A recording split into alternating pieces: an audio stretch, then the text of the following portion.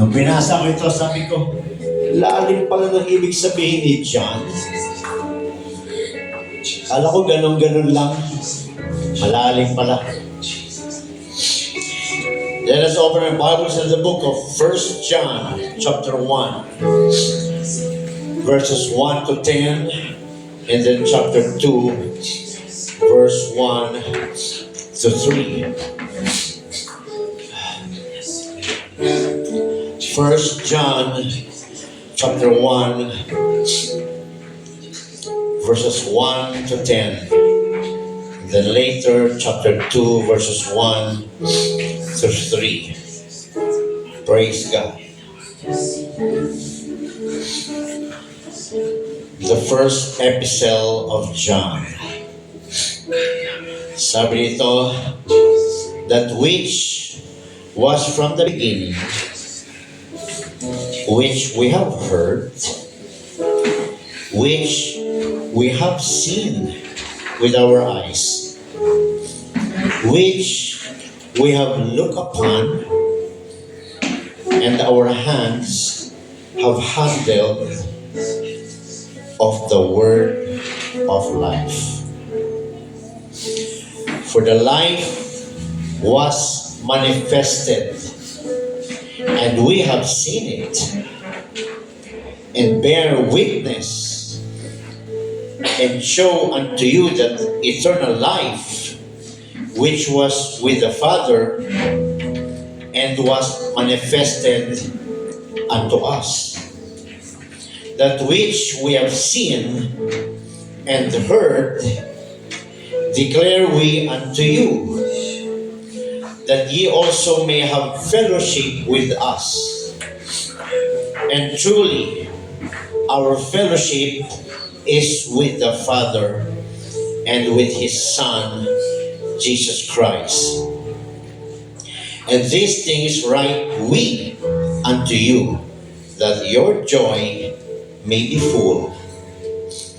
This then is the message which we have heard of Him, and declare unto you, that God is light, and in Him is no darkness at all.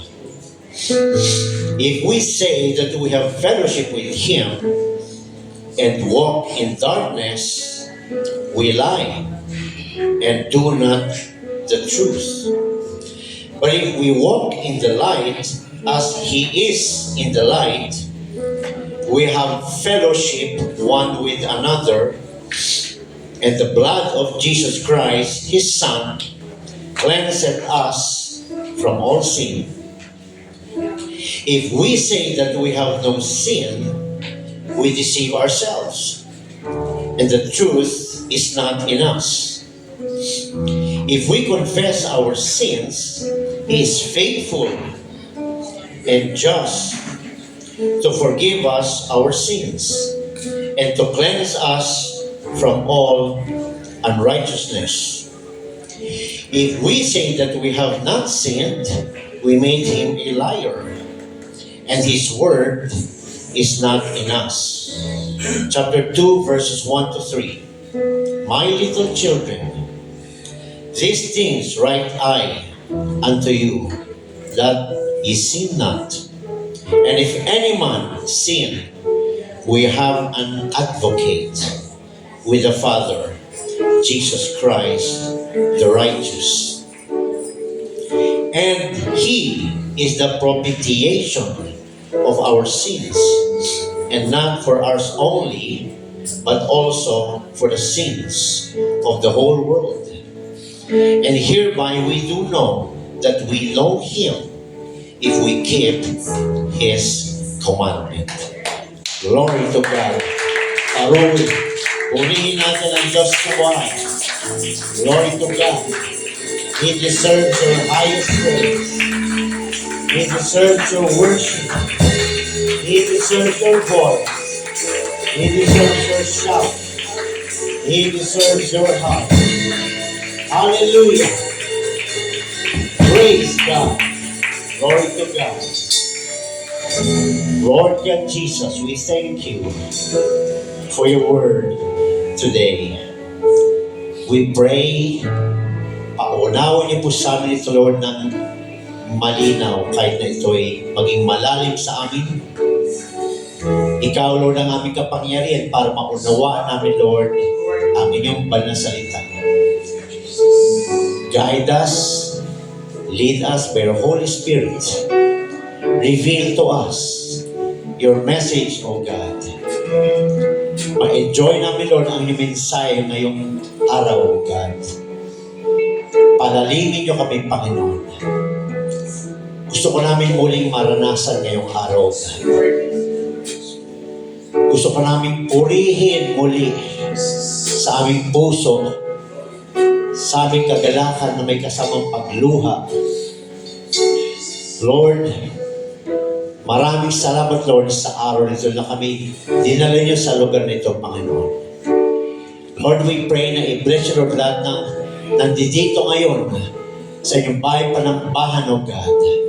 Maging mga nasa ibang bansa, maging mga nasa live na nanonood at nakikinig kayo, Panginoon. We are nothing without you, O God. Gamitin mo lamang iyong lingkod, tagapagsalita. Ikaw ang kapangyarihan para mangusap sa bawat isa sa amin. Hallelujah. Pagpalain mo ang bawat isa, maging mga lugar kung nasa man kami. At hawi mo, God, lahat ng mga gawa at balakid ng mga samang spirito, mga gawa ng kalaban, hawi mo, God. Ilayo yung sa amin, sa aming isip, sa amin, kung nasa man kami, ilayo mo, Panginoon. Bagkus talihan mo lahat ng ito na maipit at itapon sa ilang karagatan. Sa pangalan mo, Jesus. At balutan nyo kami lahat ng inyong banal na dugo, palibutan sa inyong libo-libong banal mo ang hel. Binibigyan namin sa binibigyan lahat ng ito sa inyong aming nag-isang Diyos na buhay. In Jesus Christ's name of Nazareth we pray. Everybody say amen. Amen. Amen. Amen.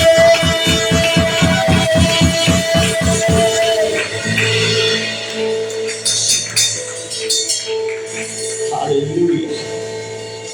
Let us recite our church memory verse na matatagpuan sa Deuteronomy 6:4-6.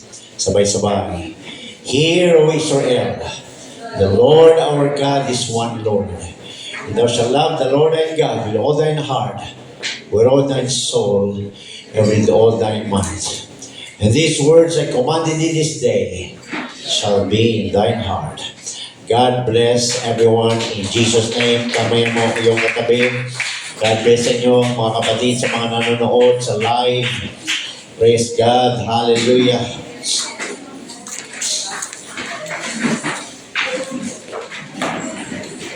Gusto kong basahin ang 1 John chapter 1 verses 1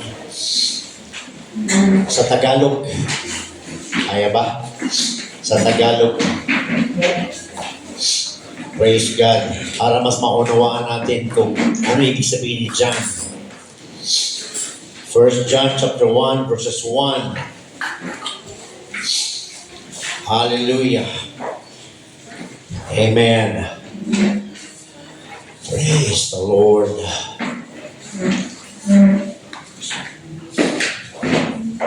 Ito si John the Beloved, mga kapatid.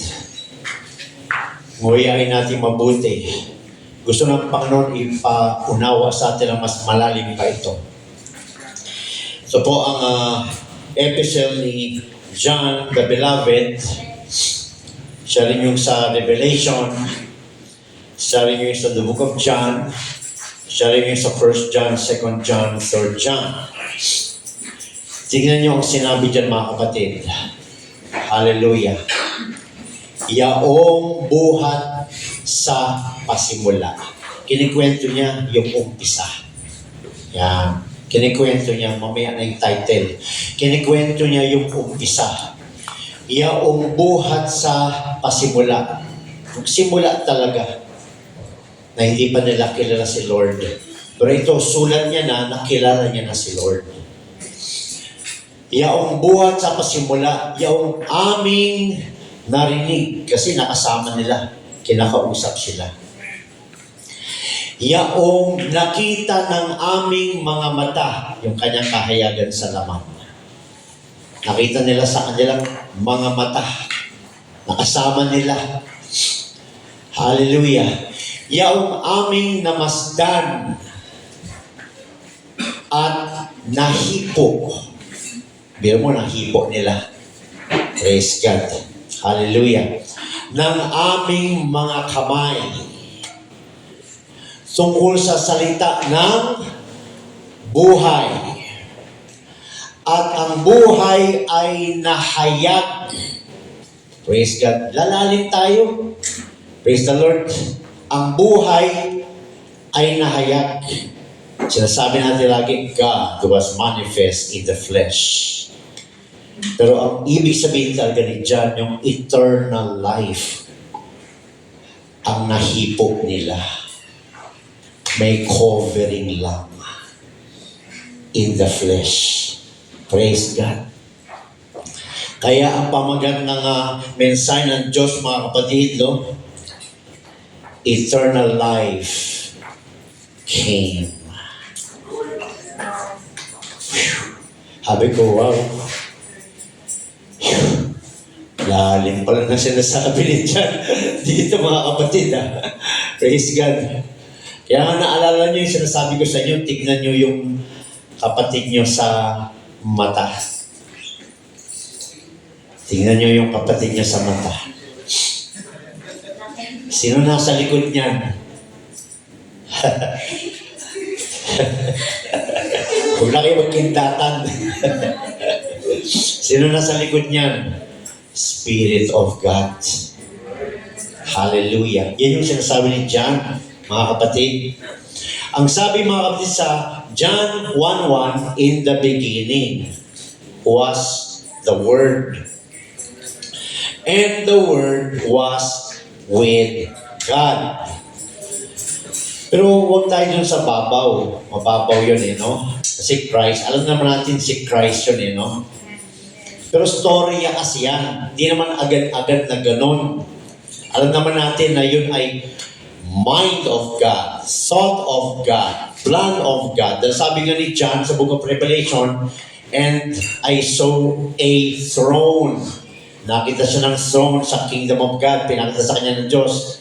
And one sat at a throne. Praise God. Isa lang. Wala siyang katabi. Nag-iisa lang si God.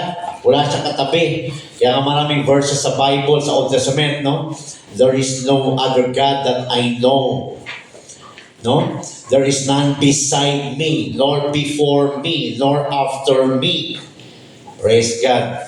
So yung John 1:1 is the mind of God, the thought of God, the plan of God, the salvation of God. Kaya sabi dyan sa John 1:1, in the beginning was the Word, and the Word was with God. Kita mo, Pastor, magkasama. Tapusin natin yung John 1:1. And the Word was God. So yung pinag-usapan natin dito, yung salita ay ang Diyos. Pero sa plano niya, yung salita ay nagkatawang tao sa plano ng Diyos. So, ang John 1:1, hindi siya yung isang verse lang. Nagpapatukoy, nagpapakilala doon na siyang salita, siya yung Diyos, wala nang iba.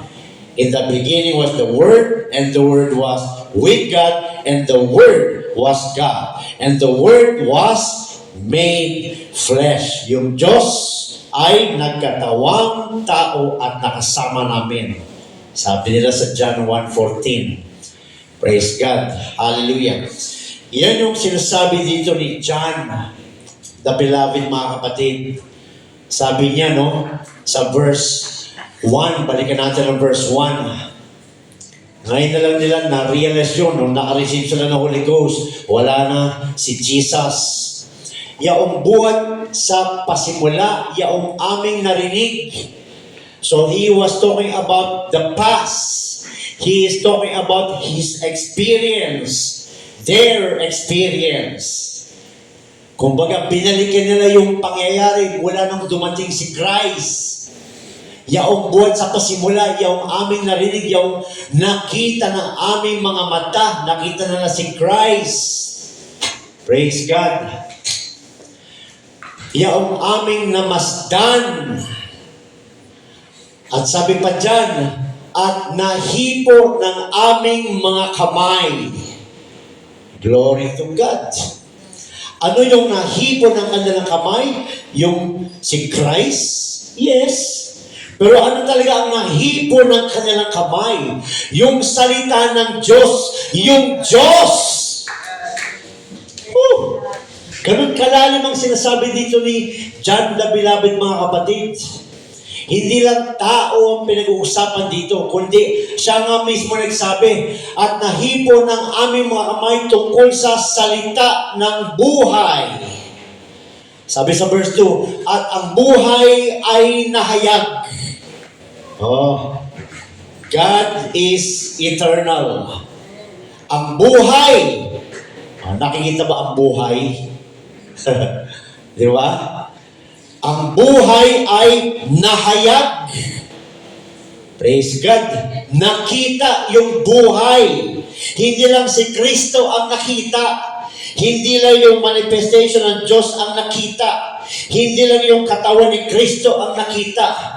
Kumbaga sa kaunawaan nila dyan, ng mga apostol, sa mga disciples, na unawaan na nila na yung nakasama nila ay yung Espiritu ng Diyos na nahayag sa laman.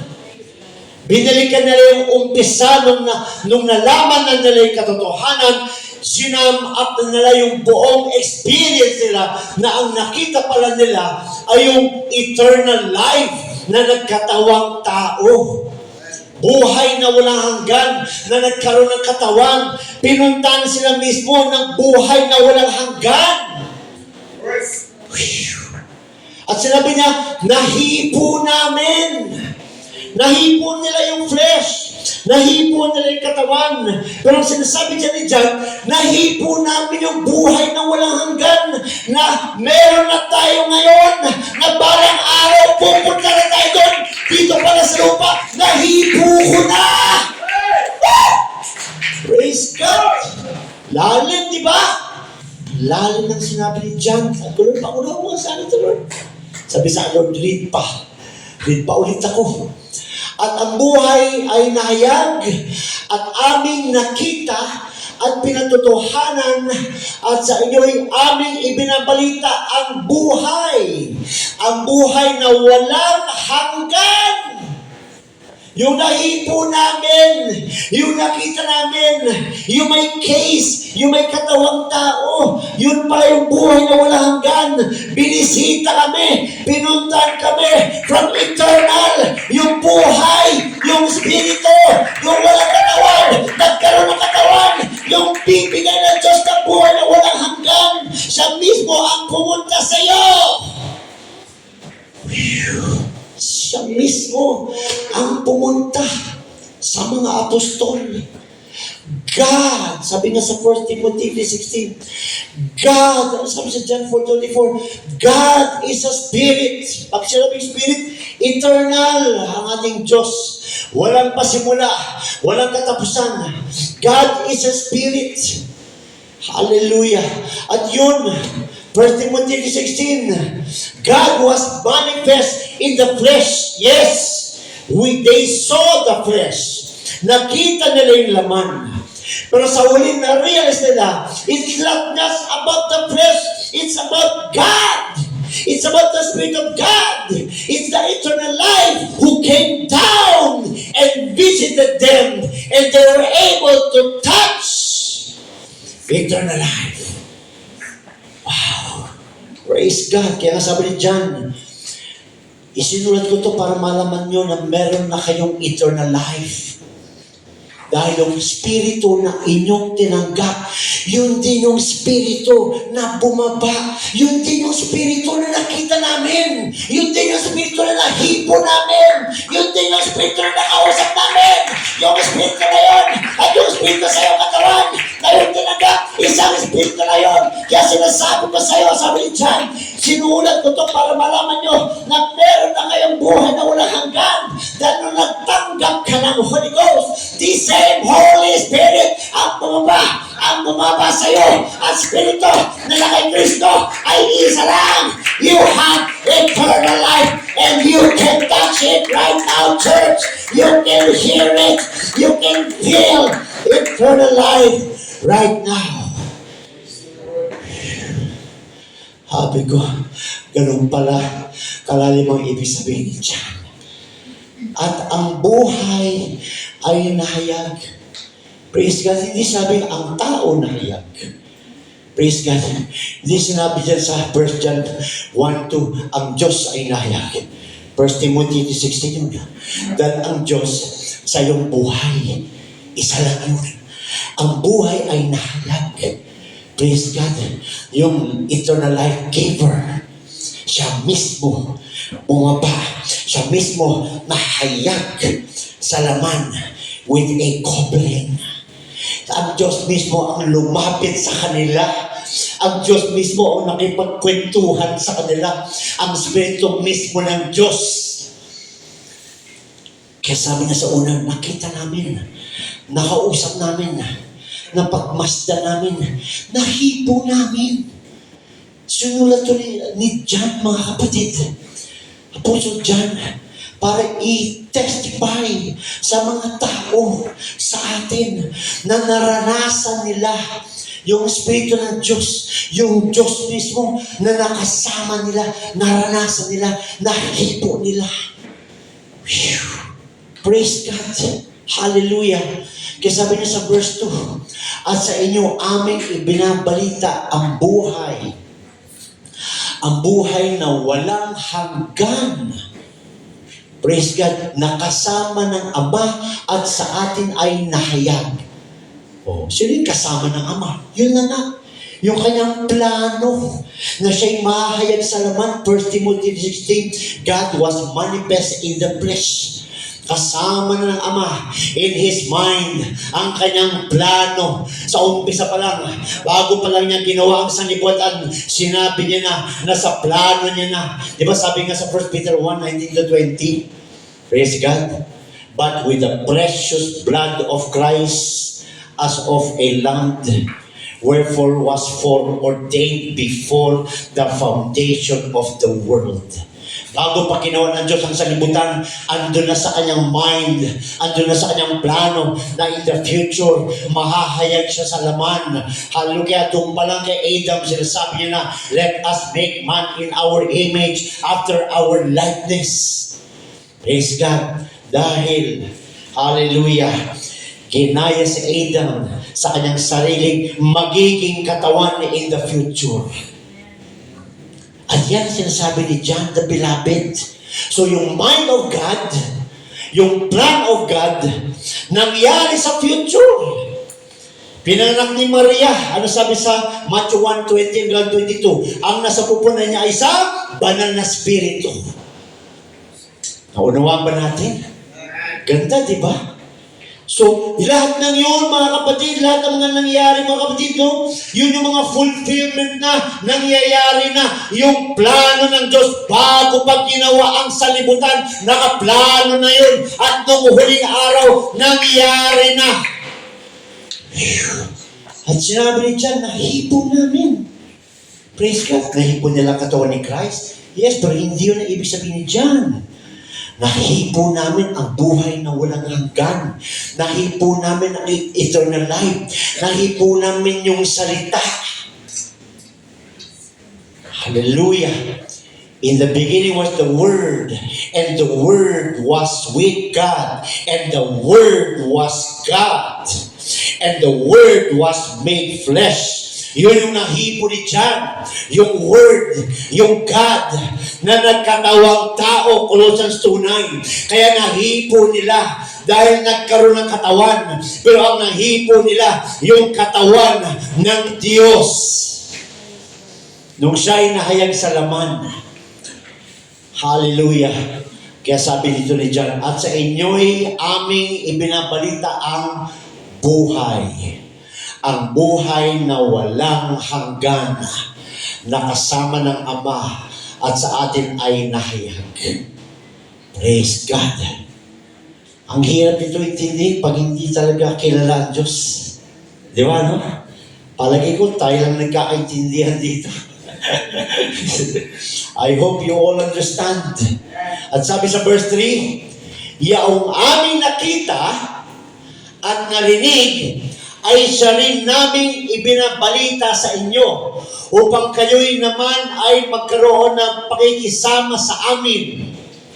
Yan. Para magkaroon ng fellowship. Para magkaroon tayo ng fellowship. Para meron tayong pagsasamahan.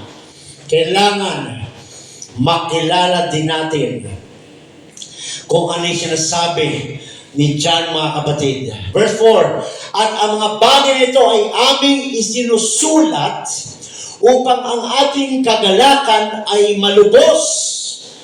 At ito ang pasabing aming narinig sa Kanya. Mensahe ng Panginoong Hesus. Mensahe ng Diyos. At sa inyo'y aming ibinabalita na ang Diyos ay ilaw. Liwanag. At sa Kanya'y walang anumang kadiliman. Walang darkness sa Kanya. Praise God. Di ba sabi nga sa Book of John, hindi siya tinanggap ng darkness. Yan, yung darkness ay yung sanlibutan. Paano hindi siya tinanggap? Pinako siya sa cross of Calvary. Yan. Kaya buong storya ng Bible, napakalinaw, mga kapatid. Praise God. At sabi dyan, mga kapatid, siya ang ilaw. At sa Kanya ay walang anumang kadiliman. Praise God. Kisabi niya sa 6, kung sinabi natin tayo'y may pakisama sa Kanya at nagsisilakad tayo sa kadiliman ay nangagbubulaan tayo. Hindi tayo totoo. At hindi tayo nagsisigawa ng katotohanan. Praise God. Ngunit, kung tayo nagsisilakad sa liwanag, na gaya niyang nasa liwanag, ay may pakisama tayo sa isa't isa. Praise the Lord. Kaya kung tunay tayong nasa liwanag, wala na tayo sa kadiliman. Serious to, no? Serious. Kung talagang ikaw ay nasa liwanag, wala ka na sa gawaing kadiliman. Dahil nasa iyo yung liwanag. Amen. Hallelujah. Ngunit kung tayo ay nagsisilakad sa liwanag na gaya niyang nasa liwanag, ay may pakikisama tayo sa isa't isa. Magkakasundo tayo, may fellowship tayo. Kung lumalakad ka sa liwanag, lumalakad din ako sa liwanag, may fellowship tayo. Meron tayong pakikisama sa isa't isa. At nililinis tayo ng dugo ni Jesus na Kanyang anak sa lahat ng kasalanan. Praise God. Kung sinasabi natin tayo ay walang kasalanan, ay ating dinadaya ang ating sarili at ang katotohanan ay wala sa atin. Praise God. Yan ang totoo. Tayo ay may kasalanan. Tayo ay nagkakasala. Tayo ay nagkasala. Hindi natin pwedeng i-deny yun. Praise God. Hallelujah. Kung ipinahayag natin ang ating mga kasalanan at tapat ay tapat at banal siya na tayo'y patatawarin sa ating mga kasalanan at tayo'y lilinisin sa lahat ng kaliguan. Yan ang ating pag-asa. Yan ang pag-asa ng buong sanlibutan. Kung lalapit lang sila sa Diyos, kung lalapit lang ang tao sa Diyos at hihingi ng tao sa Diyos, ang Diyos ay magpapatawad at lilinisin niya tayo ng Kanyang banal na dugo. Praise God. Hallelujah.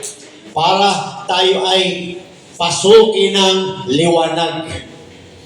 Kung sinasabi natin tayo'y hindi nagkakasala, ay ating ginagawang sinungaling siya at ang Kanyang salita ay wala sa atin. Praise God. Kaya pag sinabi natin na hindi tayo nagkakasala, praise God, wala talaga siya sa atin. Ginagawa natin siya sinungaling. Praise God. Hallelujah. Pero ito, itagalog natin sa verse 2. Basahin ko rin sa English. Chapter 2 pala. Verse 1 to 3. So yun ang katotohanan mga kapatid. Nakita nila, nakausap nila, napagmasdan nila, nahipo nila, nakasama nila, kinausap sila ng buhay na walang hanggan. Praise God. Ito na ang verse 2 at chapter 2. Mumunti kong mga anak, ang mga bagay nito ay isinusulat ko sa inyo upang kayo'y huwag magkasala. Nagpaalala siya eh. Nagpaalala siya, yung dumating, yun yung buhay na walang hanggan. Siya yung ilaw, siya yung dumating sa atin. Kaya kung lalakad tayo sa ilaw, wala na tayo sa kadiliman. Kaya nagpaalala siya sa verse 1, chapter 2, mumunti kong mga anak, ang mga bagay nito ay isinusulat ko sa inyo upang kayo'y huwag magkasala.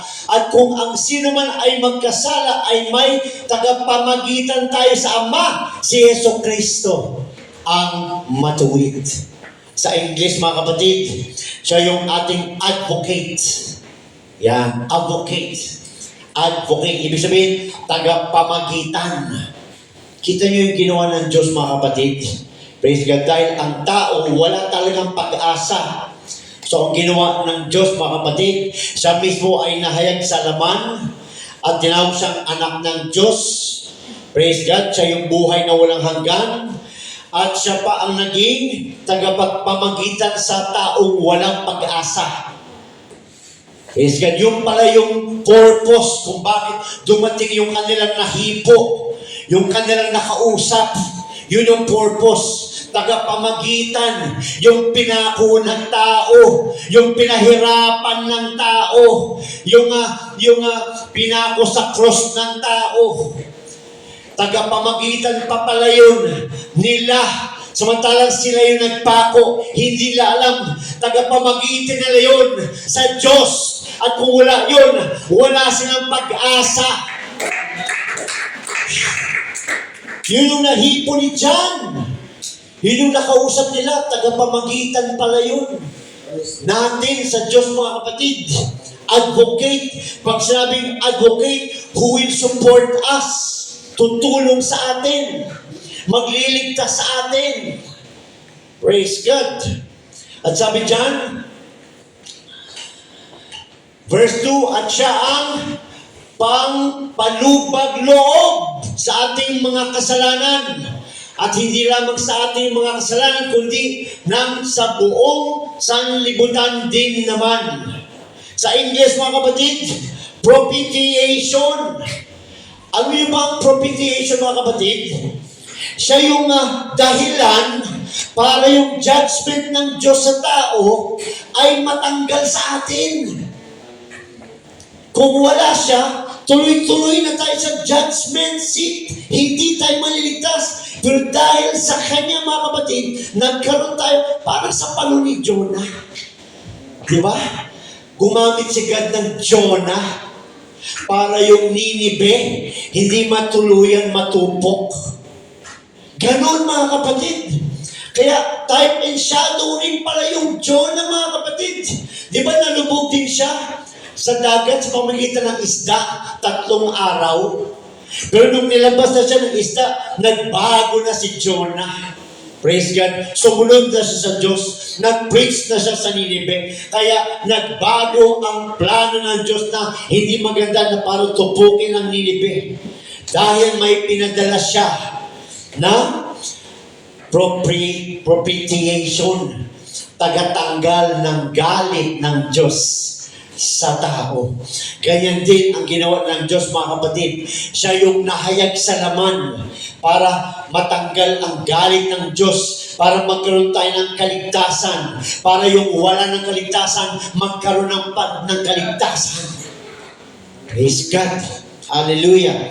At sabi dyan, and He is the propitiation for our sins, and not for ours only, hindi lang para sa atin, but also for the sins of the whole world.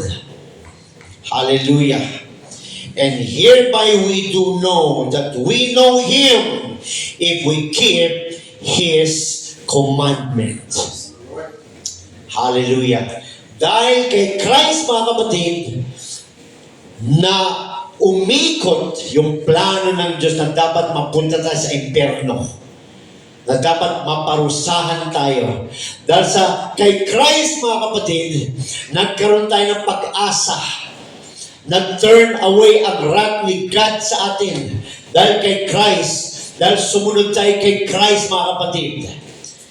Nahipo ni John, nahipo ng mga apostol, nakita, nakasama, nakausap. Pero sa atin, hindi nahipo.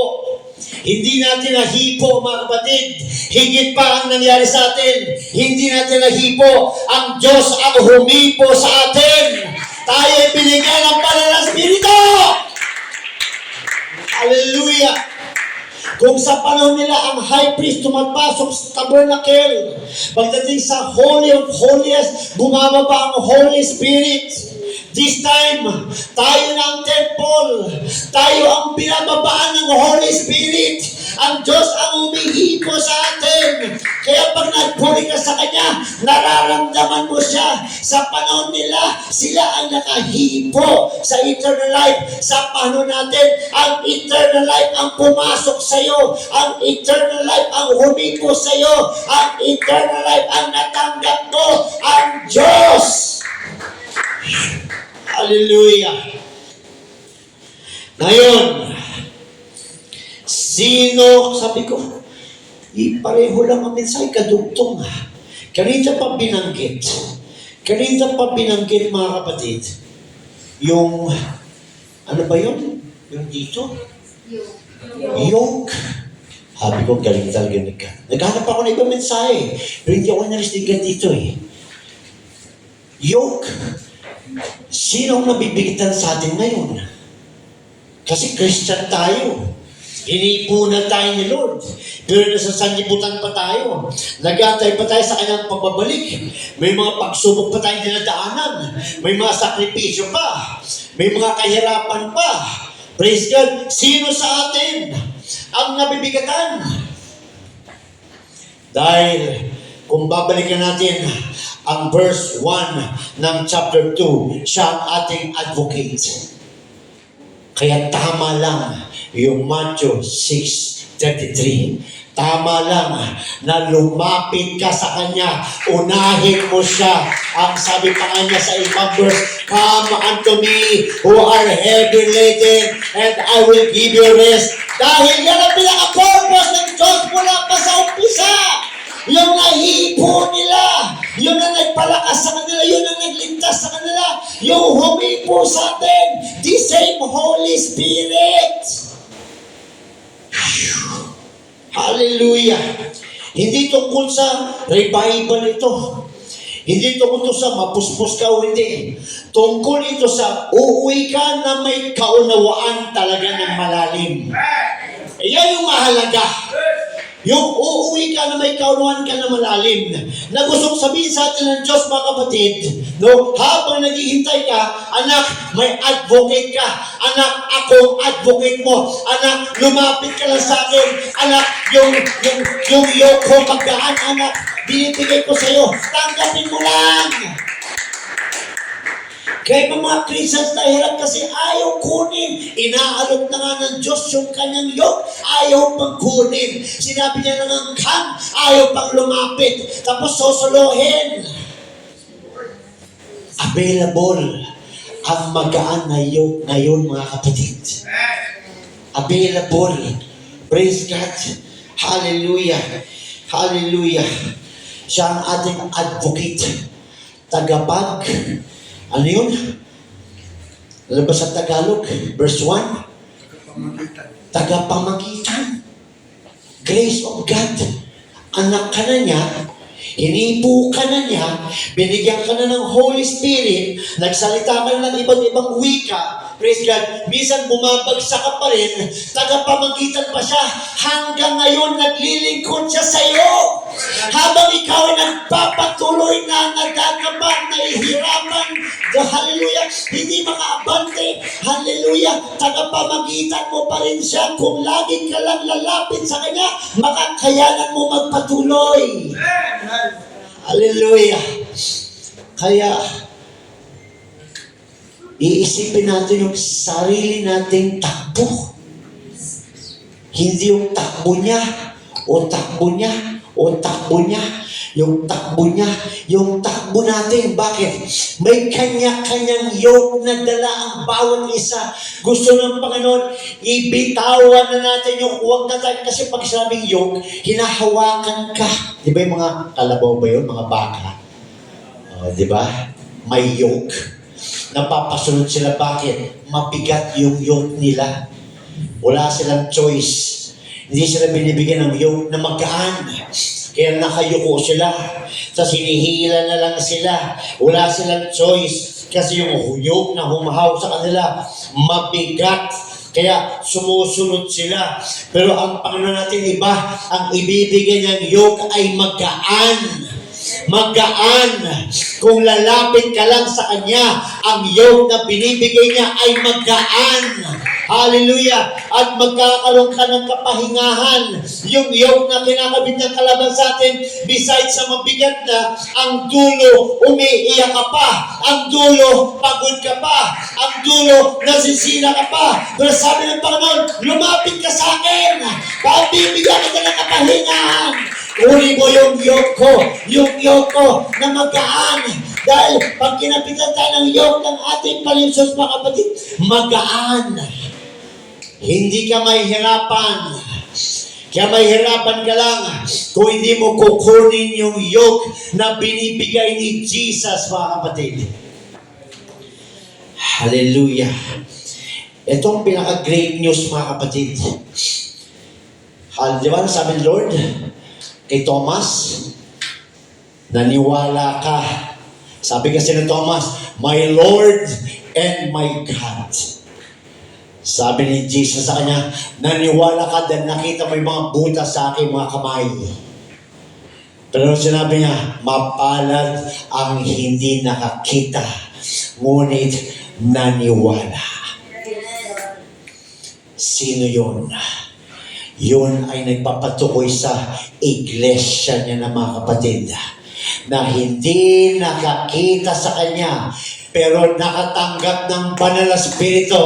Bagamat hindi sila nakakita, nanampalataya sila dahil sa salita. Yung salita sa panon nila, nahayag sa laman. Yung salita sa panon natin, nabasa lang natin, mga kapatid. Pero tayo ang hinipo, tayo ang binabaan, tayo ang nilapitan. Dahil kahit hindi mo nakita, naging kontento ka na sa salita ng Diyos, mga kapatid. Hindi mo kailangan nakita, hindi mo siya kailangan maramdaman. Kailangan mo lang yung salita niya at nanampalataya ka. At dahil dyan, doon mo lang siya naramdaman, doon ka niya binabaan, doon ka niya hinipo. Hallelujah! Hallelujah! At siya yung advocate mo. Hindi ka lang basta hinipo. Siya pa yung tagapagtanggol mo. Kaya huwag tayong lumakad ng solo. Katulad ng ginawa ni Judas. Nagkamali siya sa ginawa niya. Nagkasala siya. Nagkaroon siya ng galit sa sarili. Anong ginawa niya? Lumakad siya ng solo. At lalo siyang napahamak.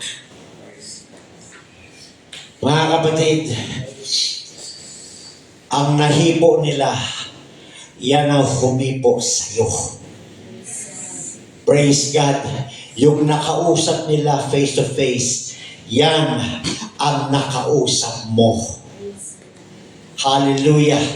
Ang naramdaman nila, ang napagmasdan nila, yan ang pumasok sa iyo. Hallelujah. Nahipo nila, napagmasdan nila, nakasama nila, nakausap nila, andun na lahat ng manifestations. Sa iyo wala.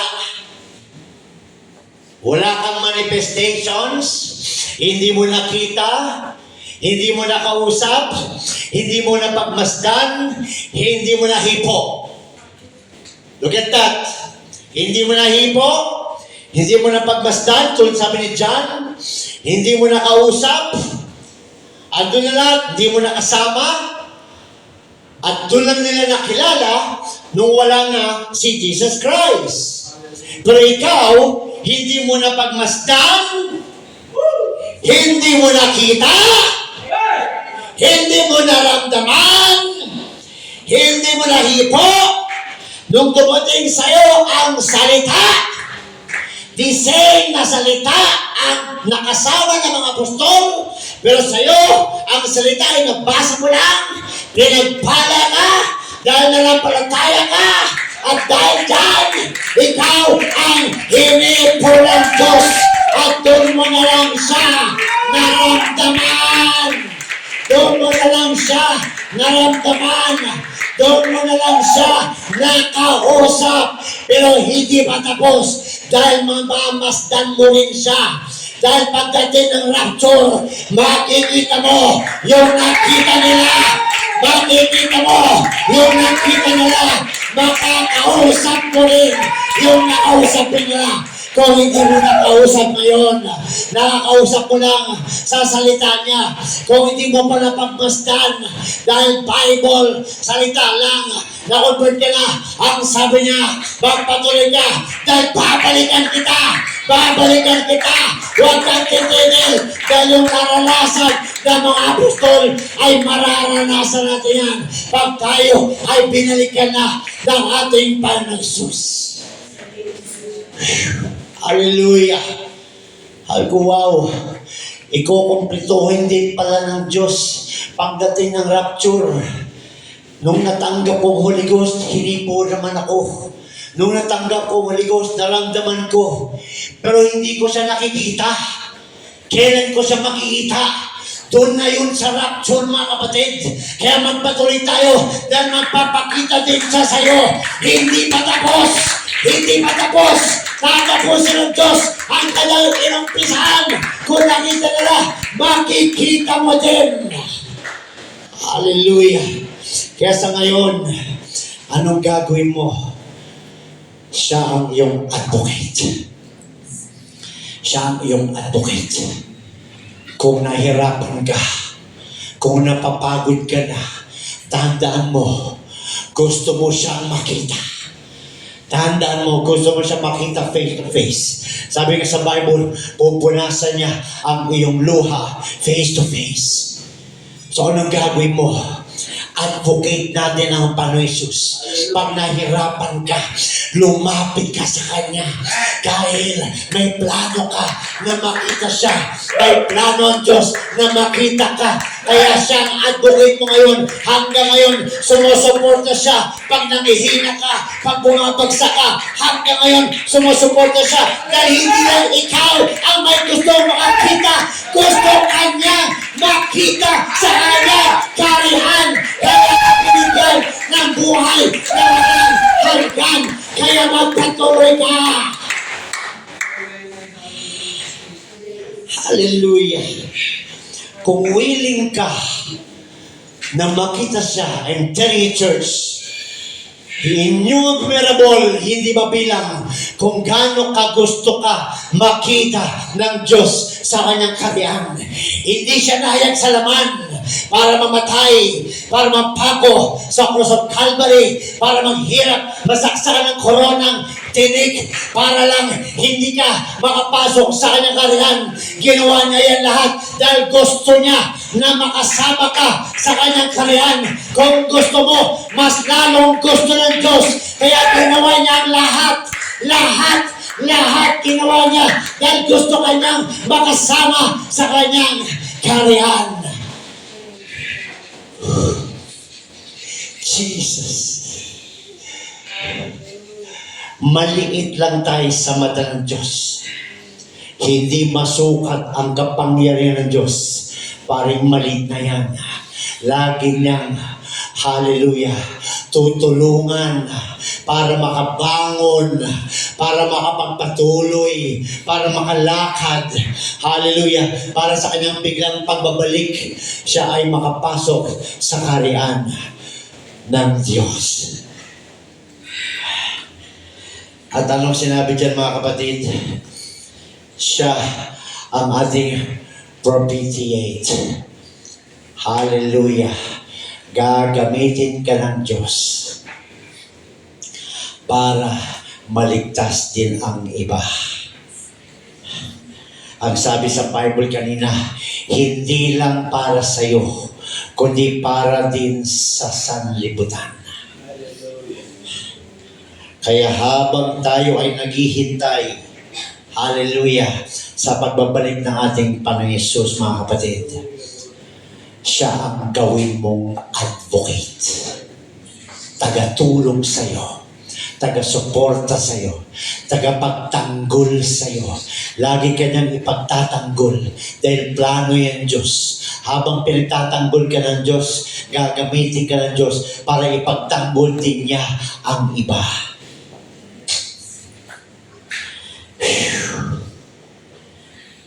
Kaya ito na yung panahon na, hallelujah, excited ka bang makita siya? Excited ka bang makita siya face to face? Napapagod ka na ba? Nagsasawa ka na ba? Andyan pa ba ang appetite mo sa Kanya? Andyan pa ba ang interest mo sa Kanya? O dumadalo ka na lang dahil may gawain? O dumadalo ka na lang dahil napipilitan ka na lang? O dumadalo ka na lang dahil obligasyon na lang? Nasaan ka na? Kung nandyan ka sa ganyang kalagayan, sabi ng Panginoon, siya ang iyong tagapagtanggol. Pero may pagtatanggol ka lang niya kung lalapit ka sa Kanya.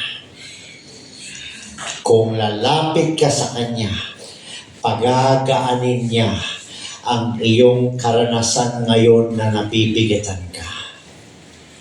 Kaya sinabi niya, come. Anong sinabi ng prophecy kaninang umaga? Sabi ko, grabe. Talagang mensahe ng Diyos to. Ano ang sinabi ng prophecy sa ating kapatid kaninang umaga? Sinabi ng Panginoon, lumapit tayo sa Kanya. Bakit niya sinabi yun, kapatid? Dahil alam niya ang kalagayan ng iglesia ngayon. Kahit ako nararamdaman ko yan. Alam ng Diyos ang kalagayan ng iglesia ngayon. Dumadanas ng kabigatan. Dumadanas ng kabigatan. Kaya hindi na naging enough ang preaching. Inunahan na ako ng Panginoon. Ang Panginoon na mismo nagsabi, lumapit ka na! Lumapit ka na! Lumapit ka na! Ibigay mo na sa Kanya yan! Kung may gusto kang ibigay sa'yo! Isa lang ang prophecy! Isa lang ang mensahe! Isa lang ang devotion! Alam ng Diyos ang nangyayari sa iglesia nito! Hallelujah! Iniimbita ka ulit na muling lumuhod! Iniimbita ka ulit na tumawag sa Kanya! Iniimbita ka na ulit na lumapit sa Kanya! Baka tinanggal mo na ang yoke niya! Baka tinanggal mo na ang yoke niya! Gusto niyang ibalik mo! Sabi ko, God! Sabi ko sa Panginoon, inunahan mo na ako, Lord. Sinabi mo na yung mensahe. Sinabi mo na yung mensahe. Yan ang mensahe ng Diyos sa atin ngayong araw, mga kapatid. Siya ang ating advocate. Hallelujah. Come. Come, church. Come, who are ye heavy laden, and I will give you rest. Take my yoke, for my yoke is light.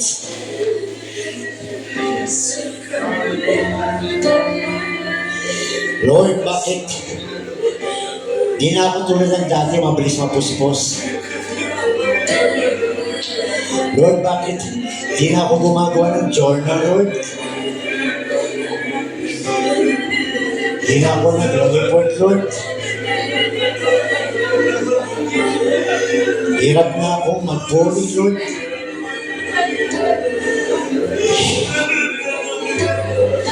Sabi ko sa Panginoon, Lord, gagawin ko, Lord. Hindi ko kaya to. Sabi sa akin ng Panginoon, palapitin mo sa akin! Palapitin mo sa akin!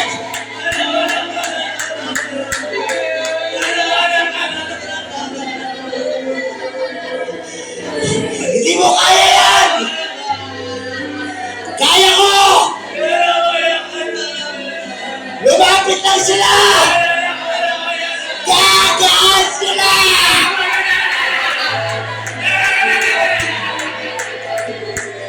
Bigla nag-prophesy si God. Hindi makapagitay ang Panginoon, makapag-preach ako. Inulahan na ako. Dahil bis na bis ka na ng Diyos.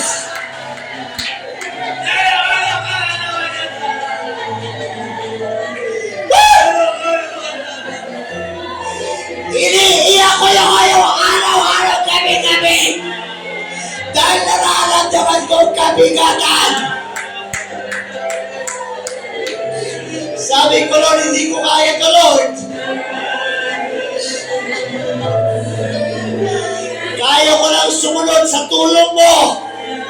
Pero ikaw ang ikilos, ikaw ang gagawa.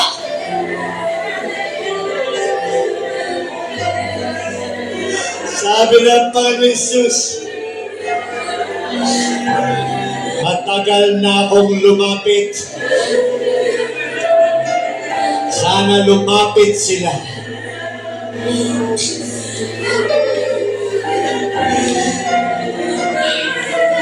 Mahal tayo ng Diyos, mga kapatid. Go back to the basic. Go back to the basic. Put aside all the blessings of God. Binanggitin kanina ang Matthew 6:33. Seek ye first the kingdom of God, and everything shall be added unto you. Go back! Go back! Desire Him! Desire Him! He's here! Take His yoke! Take His yoke!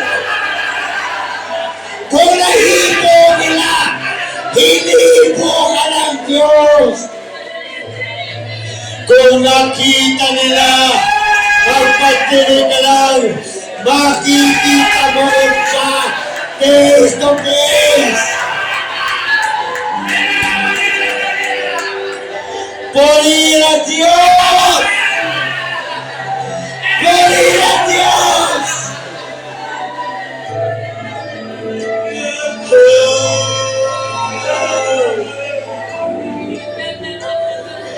Hallelujah! Hallelujah! Sabi ko, buti pa sila. Nahipo nila.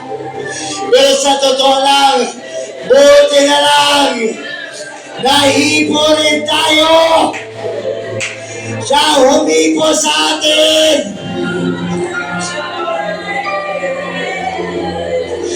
Come, all ye who are heavy laden, and I will give you rest. Take my yoke, for my yoke is easy and light. Di kaya pahirapan. Pagagaling na yan. Siya maghihirap para sa'yo.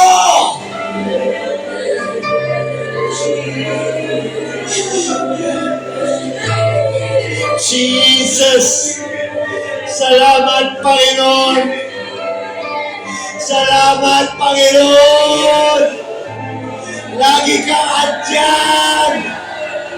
Lagi kang andyan. sa kainitan, sa kalamigan, lagi kang naghihintay. Lalapit kami! Lalapit kami! Ina! Ayun! Tutulak kamay na! Receive the Holy Ghost, church! Desire the Holy Ghost! Desire the Holy Ghost! That is the youth! That is the youth! That is the youth! Again! Revive! Replace! Replace! Replace! With the Holy Ghost! Replace! With the Holy Ghost! God's yoke is here! God's yoke is here! Right now! Kaya-kaya yan ang Diyos! Sinabi niya na yan kanina pa lang! Emotion pa lang sinabi niya na! Whoa! Naiipon namin sa bigyan! Nakausap namin! Nakita namin! Nakasama namin! Napagmasdan namin!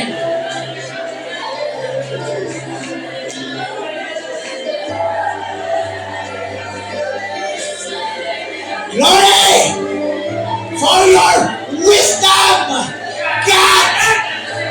You are our wisdom!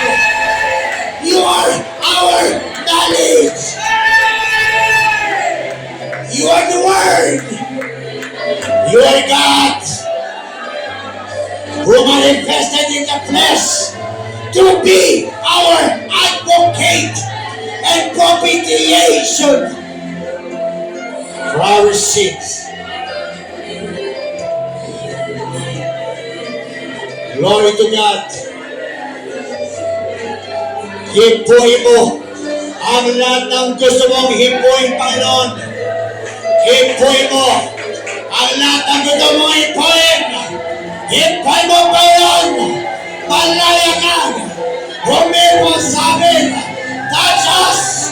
Touch us. Touch us. Revive. Refresh. Touch us. Touch us. Touch us. This is your church. This is your temples.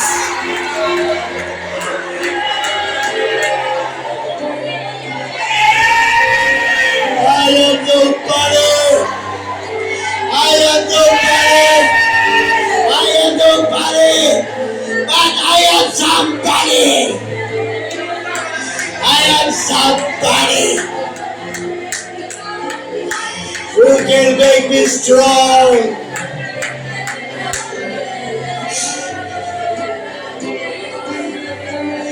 Jesus. Lumapit ka lang sa kanya, anak. Kalimutan mo na ang nakaraan. Lumapit ka sa kanya. Ibigyan ka niya ng kapahingahan. At magiging magaan ang buhay mo.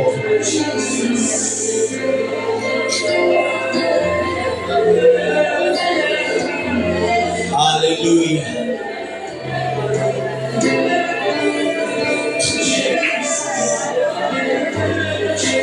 Hallelujah. Enjoy the presence of the Lord, church. We have all the time. We have all the time. We have all the time. Let God touch you right now. God touch you right now. Let God touch you right now. Let God's anointing fall on you right now. Hallelujah. Enjoy the presence of the Holy Ghost. Enjoy the presence of God. Hallelujah. Hallelujah. Thank you. Thank you for making us understand, Lord. Kung wala ka, Lord, di namin maunawaan lahat ng mga ito. Jesus. Purihin ang iyong pangalan. Purihin ka, Panginoon Jesus. Wala kang katulad. Wala kang katulad. Ikaw lang ang nag-iisang Diyos. Wala nang iba. Jesus ang pangalan mo. Purihin ang iyong dakilang pangalan. Purihin ka, O Diyos. Purihin ka. Purihin ka. Salamat for preaching to us. Salamat for speaking to us. My honor to be used, O God. My honor to be used. Hallelujah. Oh God. Kaya mga kapatid, ang kulang ay magaganap. Pagbalik ng Panginoon Jesus, in a twinkling of an eye, you shall see Him. You shall see Him face to face. God is good. God is good. God is great. God is all-knowing. God is all-powerful. God is all-present. Hallelujah.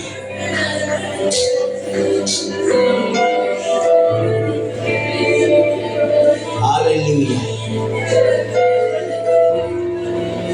Buhay na walang hanggan, nahipo nila.